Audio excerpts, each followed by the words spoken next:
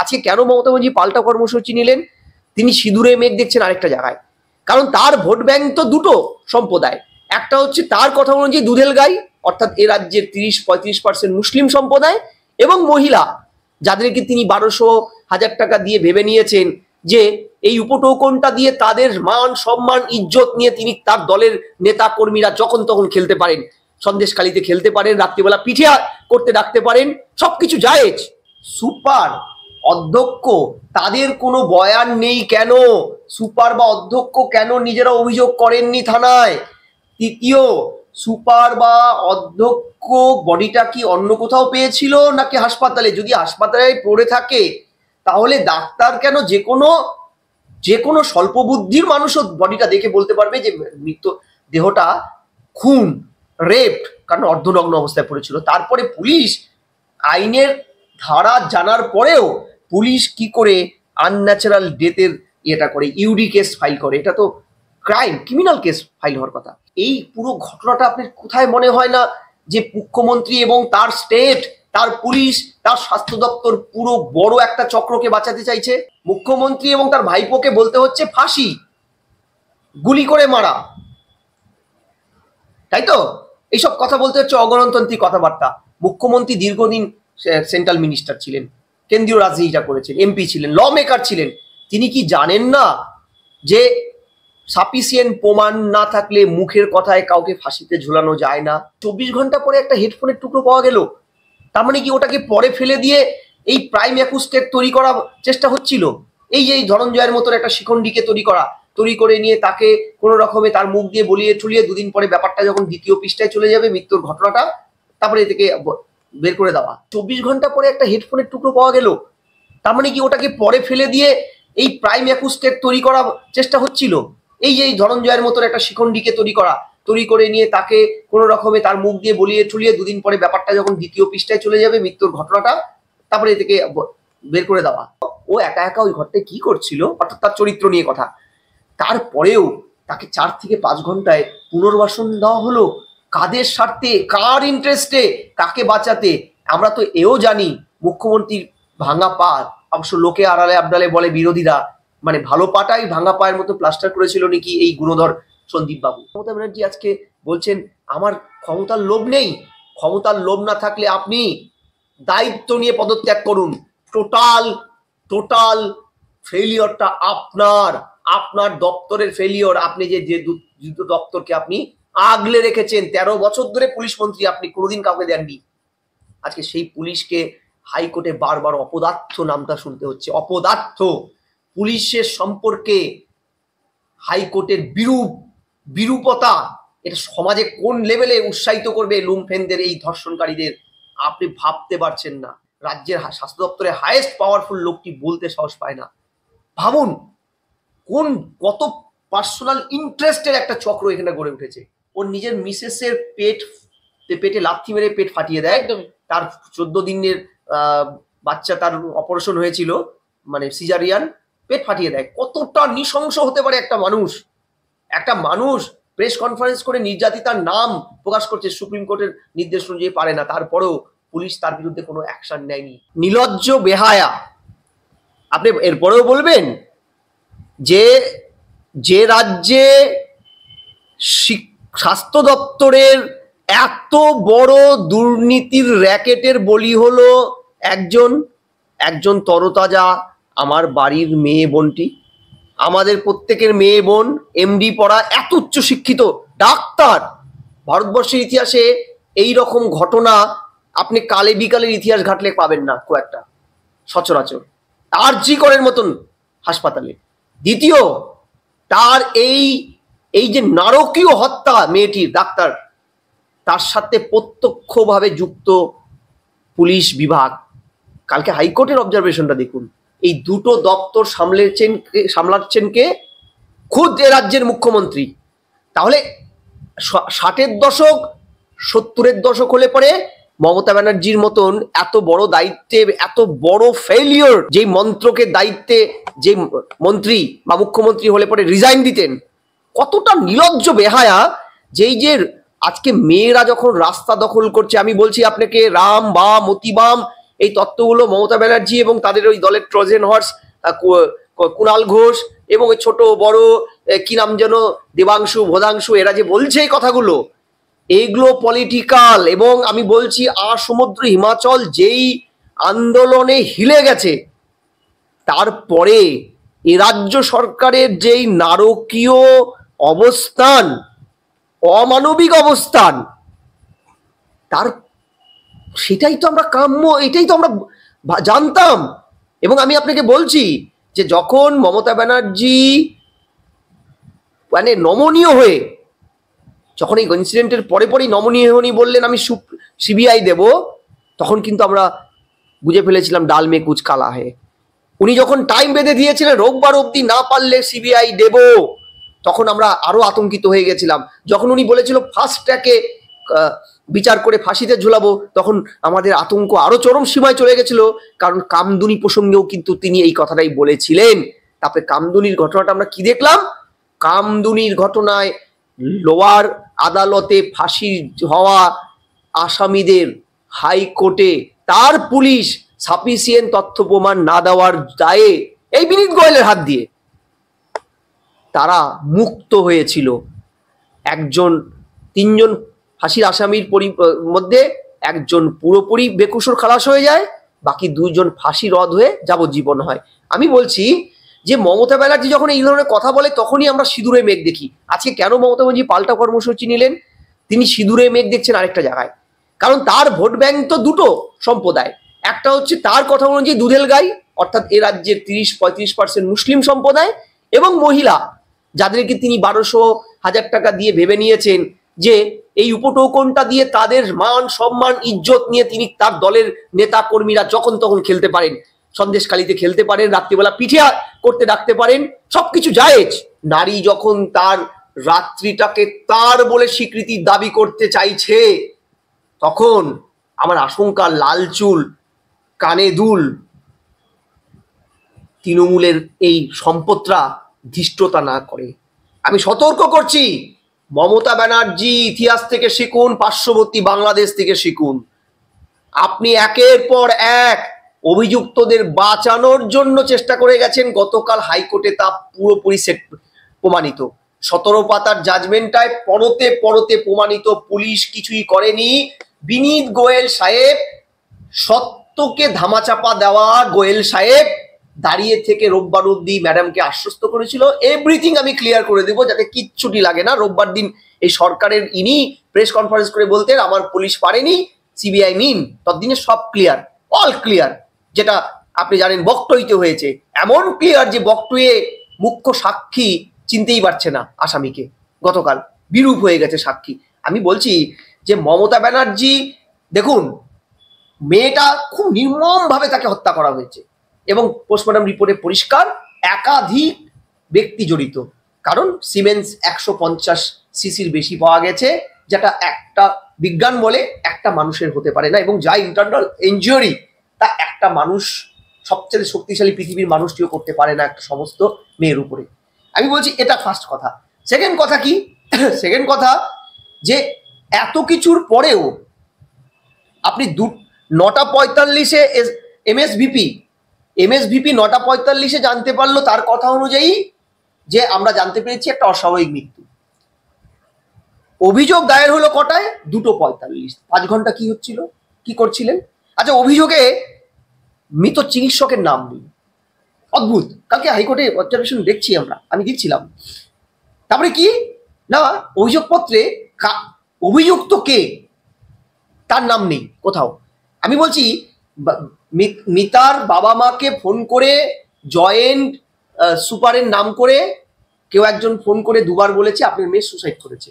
3 ঘন্টা ধরে মিতের বাবা মাকে বসিয়ে রেখে কখনো বলা হচ্ছে আপনার মেয়ে আত্মহত্যা করেছে, কখনো বলছে আপনার মেয়ে অসুস্থ। তারপরে গিয়ে তথ্যটা কি দাঁড়ালো না আপনার মেয়ে রেপ অ্যান্ড মার্ডার যখন ক্লেম করা হলো। আমি বলছি এই ঘটনাগুলো, এবং সবচাইতে বড় যেটা আইনের যে ছোট্ট পরিভাষা, যে কালকে হাইকোর্ট যে প্রশ্নটা দৃঢ়ভাবে করেছেন 12 নম্বর পাতায়, যে সুপার অধ্যক্ষ তাদের কোনো বয়ান নেই কেন, সুপার বা অধ্যক্ষ কেন নিজেরা অভিযোগ করেননি থানায়। তৃতীয়, সুপার বা অধ্যক্ষ বডিটা কি অন্য কোথাও পেয়েছিল নাকি হাসপাতালে? যদি হাসপাতালে পড়ে থাকে তাহলে ডাক্তার কেন যে কোনো স্বল্প বুদ্ধির মানুষও বডিটা দেখে বলতে পারবে যে মৃত দেহটা খুন, রেপ, কারণ অর্ধনগ্ন অবস্থায় পড়েছিল। তারপরে পুলিশ আইনের ধারা জানার পরেও পুলিশ কি করে আনন্যাচারাল ডেথের ইয়েটা করে, ইউডি কেস ফাইল করে? এটা তো ক্রাইম, ক্রিমিনাল কেস ফাইল হওয়ার কথা। তারপরে কি পুলিশ কিন্তু একজন ব্যক্তি ছাড়া কাউকে ইন্টারোগেশন করেনি, কাউকে ডাকেনি। পুলিশ ব্লাড গ্রুপিং করতে পারতো, বডিটাকে সেফ কাস্টাডিতে নিতে পারতো, যে আবার যদি ফার্দার দরকার পড়ে। সবচেয়ে সিরিয়াস কোশ্চেন যেটা, যে অধ্যক্ষের বিরুদ্ধে এত বুড়ি বুড়ি অভিযোগ, তার নেতৃত্বে সেই হাসপাতাল যেখানে ধর্ষণ হয়েছে মেয়েটির, সেখানে পোস্টমর্টম হয়েছে, সেটা সুপ্রিম কোর্টের নির্দেশকে সরাসরি বড় আঙ্গুল দেখানো হয়েছে। তারপরে মেয়ের বাবা মা কালকে হাইকোর্টে কি বলেছে, আমাদেরকে পুলিশের উচ্চপদস্থ কর্তার তরফ থেকে ফোন করে বলা হয়েছে, কি বলা হয়েছে, আপনারা ব্যাপারটাকে তাড়াতাড়ি মিটিয়ে নিন, মীমাংসা করে নিন, কাউকে কিছু বলবেন না। অর্থাৎ এই যে টানা বাবা মার মুখ দিয়ে বলা হচ্ছে পুলিশের উপরে আমাদের ভরসা আছে, প্রশাসনের উপর ভরসা আছে, এটা ছিল টোটালি তাদেরকে গান পয়েন্টে বসিয়ে রেখে ভয় দেখিয়ে তাদের মুখ থেকে বের করা।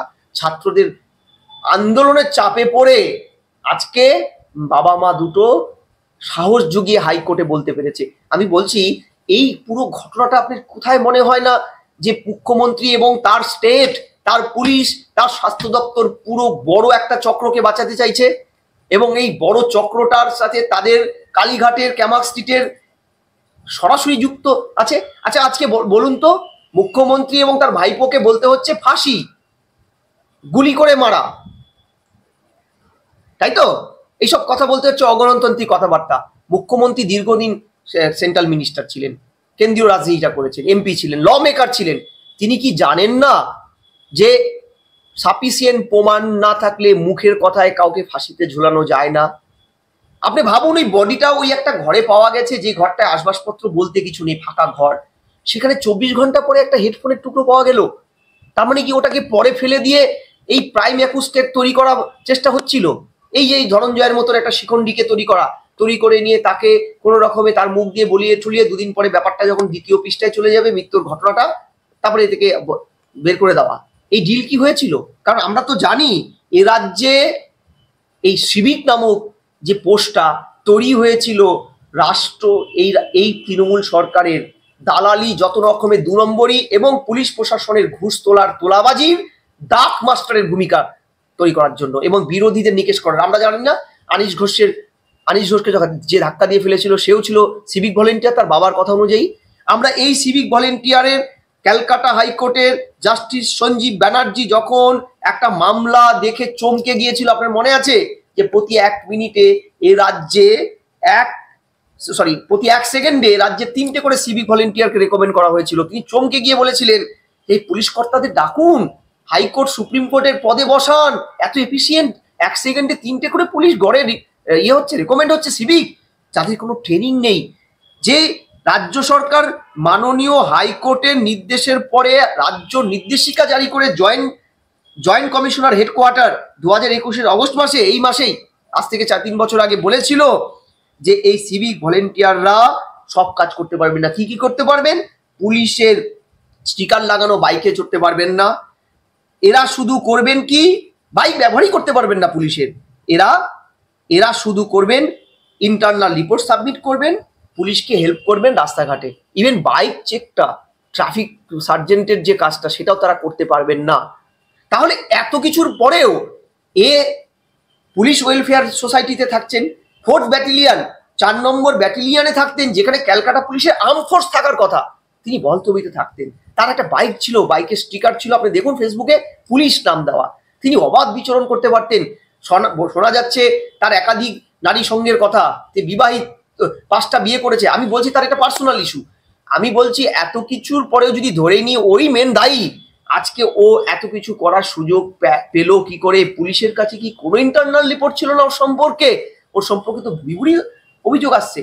আরো একটা কথা, যখন এই যে পোস্টমর্টম পিএম রিপোর্টে পরিষ্কার বলা হচ্ছে, কিংবা এই যে ইনক্লুজিভ রিপোর্টে পরিষ্কার বলা হচ্ছে একাধিক ইনজুরি এবং ভ্যাজাইনা থেকে প্রচুর ব্লাড বেরিয়েছে মেয়েটার, তারপরে আপনি বিএনএস ভারতীয় ন্যায় সংহিতার নতুন আইন অনুযায়ী পরিষ্কার 31 নম্বর ধারাতে পুলিশ কেন এটাকে মামলা রুজু করলো না, কেন ডিএনএ ম্যাপিং করলো না, কেন ফিঙ্গারপ্রিন্টের কালেকশন করলো না, কেন ব্লাড কালচারিংটা করলো না, এইগুলো না করার পিছনেই তো উল্টো কোনো এক অজানা লোকের নির্দেশে সেই বিশ্রাম যে ঘরটার মধ্যে মেন ঘটনাটা হয়েছিল তার দেওয়াল ভাঙা শুরু করে দিল। আপনি ভাবুন, এই কথাগুলো জমানোর পরে আপনার একবারও মনে হয়েছে রাজ্যের মুখ্যমন্ত্রী, তার পুলিশ মন্ত্রী, স্বরাষ্ট্রমন্ত্রী এই তদন্ত, এই ধর্ষণ খুন এর সত্য উন্মোচন করতে চান? বকটুই আপনার পার্ক স্ট্রিট গণধর্ষণ, কামদুনি গণধর্ষণ ওনার পুলিশ বা উনি করতে চেয়েছিলেন, ছোট্ট ঘটনা বলে এড়িয়ে গেছেন, কেউ সাজা পায়নি। আমি বলছি আজকে মুখ্যমন্ত্রীর মুখ দিয়ে শুনতে হচ্ছে বানতলা ধানতলার কথা। আপনি তো 13 বছর ক্ষমতায় আছেন, ধানতলা বানতলাটা আজকে আপনার মনে পড়লো কেন? আপনি ফাইল এতদিন তোলেননি কেন? বাম সরকারের সময় যদি ডাক্তার এই ধরনের ধর্ষণ করে খুন করা হয় ইউনেস্কোর ডাক্তারকে, তাহলে আপনি 13 বছর ধরে কি করছিলেন? এই দিনটার অপেক্ষা বামফ্রন্টের সময় হয়েছিল বলে আপনার এই হওয়াটা জাস্টিফাই? প্রশ্নটা হচ্ছে আমার এই জায়গায় গিয়ে, আমি দুটো মেয়ের বাবা, আমি আতঙ্কিত রাজ্যের মুখ্যমন্ত্রীর এই আচরণে, পুলিশ মন্ত্রীর আচরণে, তার দলের পুচকা নেতা, এই কানে দুল লাল চুলের এই নেতাগুলোর আচরণে। আমি বলছি দেখবেন এই আন্দোলনটাকে কি করে 17 তারিখ মুখ্যমন্ত্রী রাস্তায় নেমেছে, এই আন্দোলনটা কি করে ভাঙে। আজকে জনগণকে উস্কে দিচ্ছে ওর প্রাক্তন কি নাম, একটা চোর, জেল খাটা আসামি কুণাল ঘোষ, নামটা মুখে নিতে ঘৃণা করে, ঠিক আছে? তার এক মন্ত্রী উত্তরবঙ্গের, তিনি নারী বিদ্বেষী একটা স্টেটমেন্ট দিয়েছে। হ্যাঁ, আমি বলছি এই যে সন্দীপ, ওই কি গুণধর, রঞ্জিত ঘোষের ভাইপোলোকে বলছে, এই সন্দীপ ঘোষ কি গুণধর ভাবুন।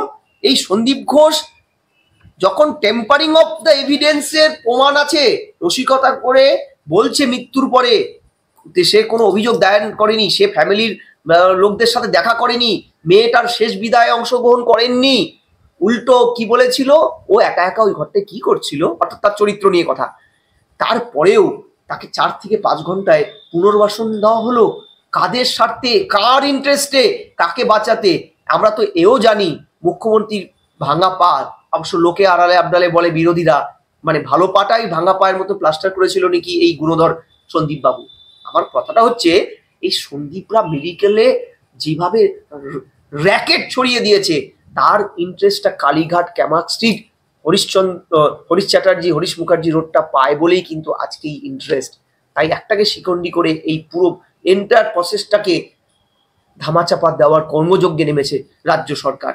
আমি ওখানেই গিয়ে বলছি যে মায়েরা, যে বোনেরা আজকে রাস্তায় নামবে, শুধু মায়ের বোনেরা নয়, জাতি ধর্ম বর্ণ নির্বিশেষে, জেন্ডার নির্বিশেষে, লিঙ্গ নির্বিশেষে সবাই যখন আজকে পশ্চিমবঙ্গ আর সমুদ্র হিমাচল কাঁপিয়ে দেবে, তখন যদি আপনাদের কোথাও মনে হয় এই কানে দুল লাল চুল তৃণমূলের বখাটে বাহিনীর সম্পদরা কোনো রকম উত্তপ্ত করে, আমি বলছি চাটনি করে দেবেন। আপনারা প্রত্যেকে মা দুর্গা মহালয়ার 50 দিন আগে আপনারা অকাল বোধনে নেমেছেন। আজকে দেবী পক্ষ শুরু করেছেন আপনারা মায়েরা, ছেড়ে কথা বলবেন না। এই আকাশ আপনার, এই আকাশ আপনার। যে এমডি মেয়েটিকে কত কষ্ট করে তার বাবা মা মানুষ করে আজকে ডাক্তার করেছিল, সমাজের সেবার জন্য নিবেদিত করেছিল, সে যখন আজকে নির্মম তার মৃত্যু, হত্যা করা হলো তাকে, এবং সেই হত্যাটাকে জাস্টিফাই করার জন্য, হত্যার প্রাইম অ্যাকুজিটকে বাঁচানোর জন্য অপরাধীদের যখন রাষ্ট্র ব্যবস্থা ঝাঁপিয়ে পড়ছে, কন্টিনিউয়াস ষড়যন্ত্র করে যাচ্ছে, তারপরে মনে রাখবেন আপনার বাড়ির কোনো মা বোন, আমার বাড়ির কোনো মা বোন কিন্তু আর সুরক্ষিত নেই এ রাজ্যে। আমি পরিষ্কার বলছি, এ রাজ্যে কেউ সুরক্ষিত, কোনো মহিলা সুরক্ষিত নয় এই মুহূর্তে। হতে পারেন আপনারা কন্যাশ্রী পান, হতে পারেন রূপশ্রী পান, হতে পারেন এ রাজ্যের সরকার আপনাদের কিছু উপটৌকন দেয়, মেয়েদের যে উপটৌকনগুলো দেয়, কিন্তু সেটার অর্থ এই নয় যে আপনাদের মান সম্মান ইজ্জত নিয়ে খেলার অধিকার আপনারা সরকারকে দিয়েছেন, এই দলটাকে দিয়েছেন। ওরা জনগণের কষ্টের ট্যাক্সের টাকা আপনাদের দেয়, নিজের বাপের সম্পত্তি দেয় না কেউ। কেউ যদি প্রশ্ন করে চোখ রাঙায়, মনে রাখবেন আপনারা কিন্তু অকাল দেবী পক্ষ শুরু করেছেন। আপনারা দেবী, আজকে কাছে পেলে ছেড়ে কথা বলবেন না। মমতা ব্যানার্জি আজকে বলছেন আমার ক্ষমতার লোভ নেই। ক্ষমতার লোভ না থাকলে আপনি দায়িত্ব নিয়ে পদত্যাগ করুন। টোটাল ফেলিওরটা আপনার দপ্তরের ফেলিওর। আপনি যে দপ্তরকে আপনি আগলে রেখেছেন 13 বছর ধরে পুলিশ মন্ত্রী, আপনি কোনোদিন কাউকে দেননি। আজকে সেই পুলিশকে হাইকোর্টে বারবার অপদার্থ নামটা শুনতে হচ্ছে। অপদার্থ পুলিশের সম্পর্কে হাইকোর্টের বিরূপতা, এটা সমাজে কোন লেভেলে উৎসাহিত করবে লুম্ফেনদের, এই ধর্ষণকারীদের, আপনি ভাবতে পারছেন না। আপনার পরিণতি শেখ হাসিনার চেয়ে তো ভয়ানক হবে, আমি আপনাকে বলে দিলাম। পাওয়ারফুল সন্দীপ ঘোষ মদ খাইয়ে হাতে রাখতেন জুনিয়রদের, থাকতো বাউন্সার, বিস্ফোরক এক্স ডেপুটি সুপার, কি বলবেন? না, আমি তো কালকে প্রাক্তন ডেপুটি সুপার আক্তার আলীর সাথে, আক্তার আলী যাকে প্রায় পানিশমেন্ট ট্রান্সফার দিয়ে পাওয়ার ক্ষমতা অপব্যবহার করে তাকে মুর্শিদাবাদে ট্রান্সফার করেছিল, যে প্রথম এই এটায় ইয়ে করেছিল, এই ঘটনাটা প্রথম উন্মোচিত করেছিল। আপনি জানেন যে এই ঘটনাটা প্রথম উন্মোচিত করে কিন্তু এই লোকটাকে প্রকাশ্যে এনেছিল।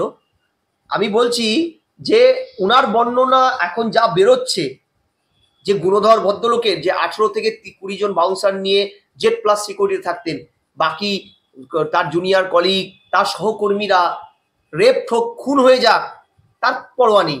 আরেকটা, তিনি সাপ্লি নাম করে 10 লক্ষ 12 লক্ষ টাকা নিতেন, একাধিক নির্যাতনের অভিযোগ তার বিরুদ্ধে দিনের পর দিন ছিল, কেউ নেই। সবচেয়ে বড়, কালকে রাজ্যের স্বাস্থ্য দপ্তরের সচিবের, মুখ্য সচিবের স্টেটমেন্টটা শুনছিলাম, স্বরূপ নিগম বাবুর। তিনি 4 মিনিটের স্টেটমেন্টে, প্রেস কনফারেন্সে একটা কথা বলেননি এই গুণধর পাওয়ারফুল লোকটার সম্পর্কে। ভাবুন স্বাস্থ্য দপ্তরে কত পাওয়ার এই লোকটা, মুখ্যমন্ত্রীর কত কাছের লোক হলে পরে এত কিছুর পরেও তার সম্পর্কে কেউ বলতে সাহস পায় না। রাজ্যের স্বাস্থ্য দপ্তরে হাইয়েস্ট পাওয়ারফুল লোকটি বলতে সাহস পায় না। ভাবুন কত পার্সোনাল ইন্টারেস্টের একটা চক্র এখানে গড়ে উঠেছে। আমি বলছি যে এন্টায়ার ব্যবস্থাটায় ওই কালপিটটাকে প্রথমে অ্যারেস্ট করে ওকে কাস্টাডিতে নিয়ে জিজ্ঞাসাবাদ করুক। আমি বলছি ধর্ষণের সাথে ওনা যুক্ত হয়ে থাকে। আমি বলছি ও যে কায়দায় মেয়েটাকে আইসোলেট করেছে, ও যে কায়দায় ব্যাপারটাকে ধামাচাপা দেওয়ার জন্য একের পর এক পদক্ষেপ নিয়েছে, এভিডেন্স ট্যাম্পারিং করেছে, আমি বলছি ও সবচাইতে বড় কালপ্রিট। ও সব জানে, ও জানে, সুপার জানে। নাম আসছে এসপি দাসের নাম, কত বড় বড় নাম আসছে।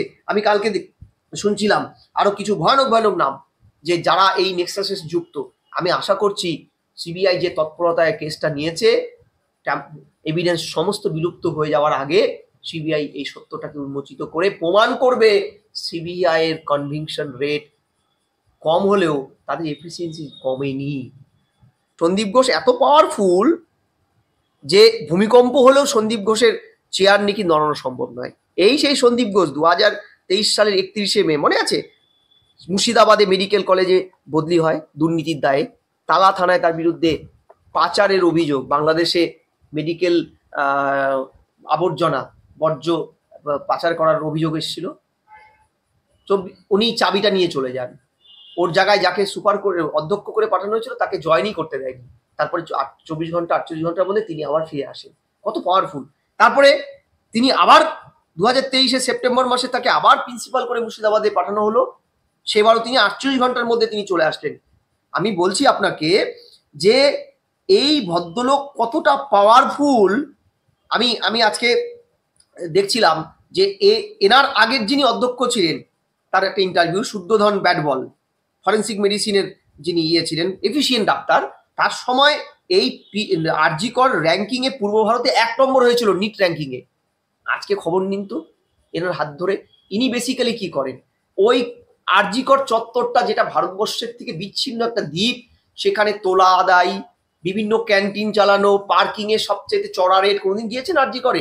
কোনো হাসপাতালে পার্কিং হয় না, রেট হয় না, এখানে পার্কিং দিতে হয় অজানা কিছু লোককে। এটা এই সন্দীপের বাহিনীর লোকজন এই তোলার ভাগ যায়।